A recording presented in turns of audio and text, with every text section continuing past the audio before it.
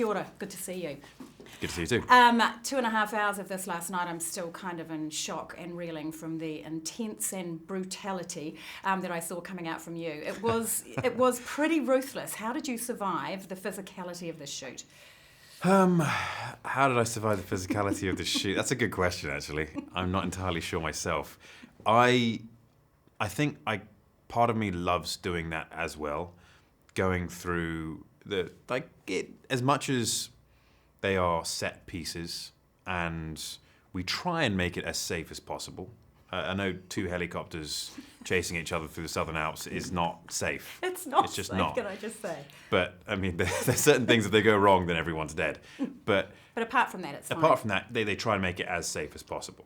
I did. And so with that, I think it was just about a physical test. Every time you get back in the helo and it's freezing cold, you know it's going to be super cold, it's more of a challenge to myself. It's, you're not quitting today. And that, I think, is what got me through it. And I enjoyed it. It's beautiful, too.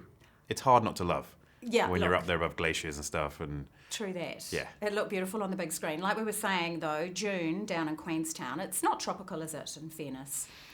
No.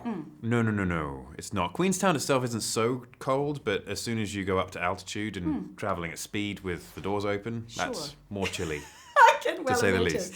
You did obviously just mention that you get to the end of a day like that and you feel pretty satisfied that you survived. Yeah. There must be an extraordinary kind of creative nourishment, quite apart from the process of playing the role of Walker, but to finish a day like that must be quite exhilarating.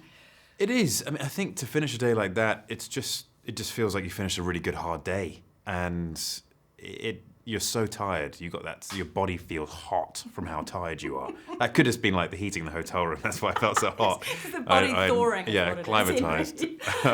Yeah, that's pneumonia. Yeah.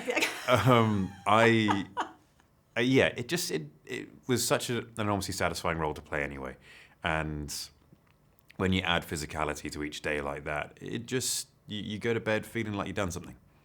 When you get someone like Tom Cruise who's made it his kind of mission impossible, forgive the pun. That was such a bad pun. I can't believe I just said that. There is no such thing as bad puns. No, it was a shocker. But every time he seems to up the ante, particularly with this franchise. What did it feel like? It's a culmination, I feel, of all of the films coming together. From your perspective, how was it being involved with a franchise this kind of iconic? It felt like a privilege, obviously. But the wonderful thing about it, and having someone like Tom at the head of it for so long, is that he knows what it's all about. There's no guesswork here. Tom knows what Mission Impossible is, and he guides that. And when you couple that with a director and a writer of the skill of Chris McQuarrie, it becomes a perfect storm. And even if you're doing rewrites during shooting, if you're adjusting scenes, you're trying to find your lodestone throughout. I mean, my character changed quite a bit throughout the movie.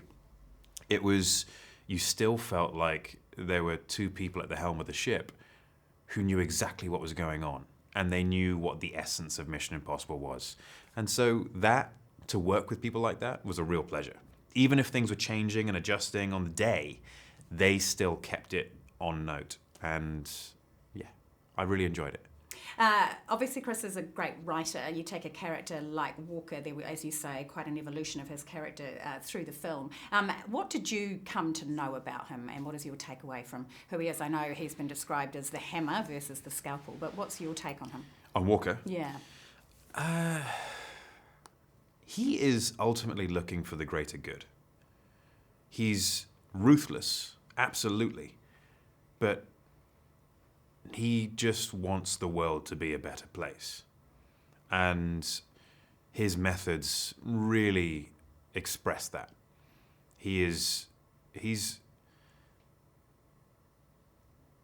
just has a slightly different outlook to everyone else. That's all. Yes, he does, and he's prepared to throw a punch to prove it, I guess. Yeah.